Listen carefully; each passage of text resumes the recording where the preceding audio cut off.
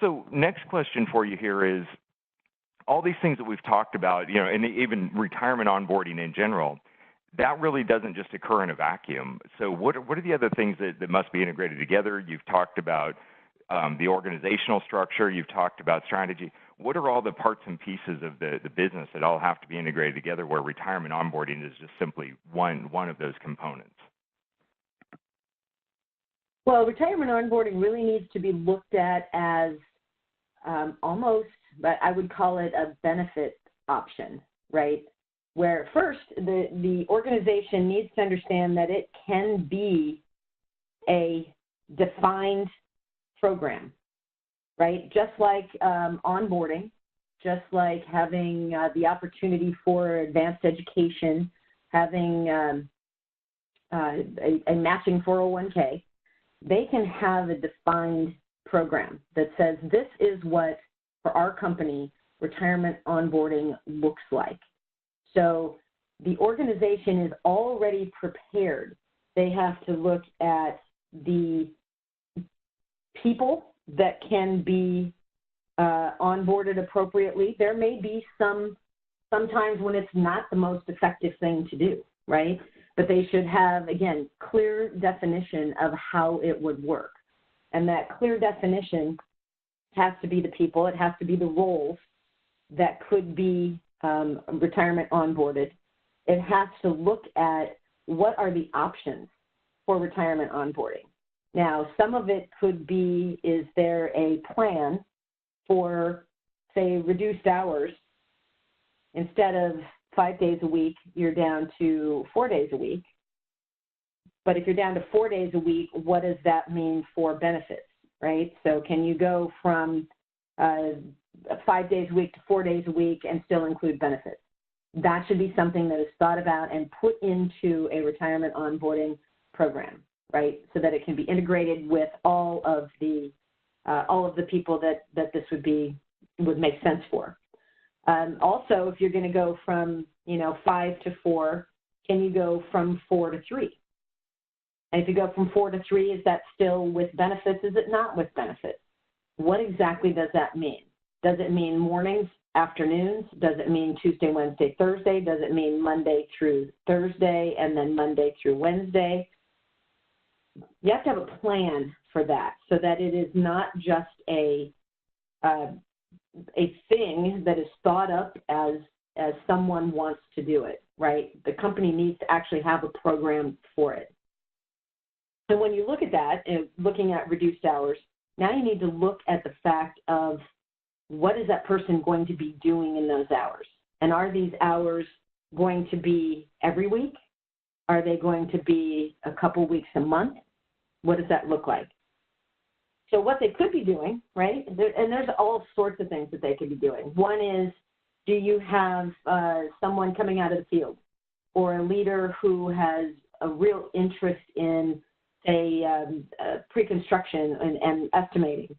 Do you bring them in and say, okay, we want you just to spend your time on these estimates, and we can do that 4 days a week. We will make sure, the organization will make sure that there are no reviews of these bids on a Friday or on a Monday or things like that, right? That the company is going to make some structural changes so that this reduced hours per week can take effect, again, in like pre-construction or estimating.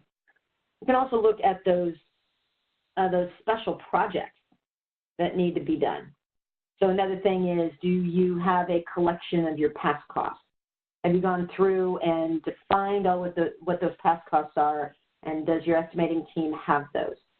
That could be something for someone, again, with all of the institutional knowledge, knows where to find this information, knows what's important, knows what, frankly, what was real past costs and which jobs you really don't want to use because you know the costs really were just all put in places they shouldn't have. Someone that understands what an estimate really is, and then what, as we like to say, future past costs really is. So you can do things like that. The other thing is, did you want to have the company have a larger outside presence? That outside presence, again, being Do you have a presence on, like for industry associations? Do you have people going to those committee meetings? Would you like to get more involved? This might be the person to put on those committees, whether that is, if you're union, whether that's a negotiating committee, whether that's getting on a committee for, again, legislative change, any of those types of things. Again, it could also be in that higher education realm. You have someone who's interested in teaching, who's interested in bringing the face of the organization to an educational institution, and can you get those, that person to get the curriculum together for something they love and go and teach it at a college, at a university. So the inside of the organization has to look at the HR aspect, right? They have to look at hours. They have to look at benefits. They have to look at those things and make sure that they're all going to match. You have to look at, again, your organizational culture. Is this something that you can offer to more than just the one-off person? Is it something that is going to fit your culture? Do you have a list of items that need to be worked on that, although we tend to give them to the new people, they really can't do them justice because they don't know enough. But could we take these people and really have them be extremely useful in getting some of these special projects done to the degree that we really want them done, right? So the owner can't just say, yeah, this is what I want to do. The rest of the organization really has to be involved with it. And I'd also say that the vacuum is not just a professional vacuum, right?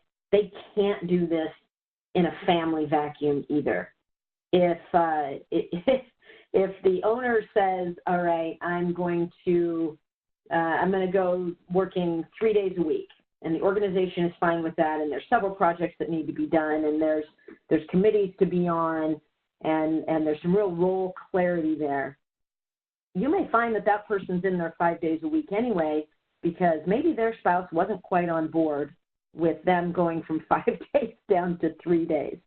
So the personal side and the professional side really do need to be discussed, by this individual. They need to be discussed on both sides, because if they're not in sync, there will be there's going to be someone not happy, which means it's going to bleed into the other side.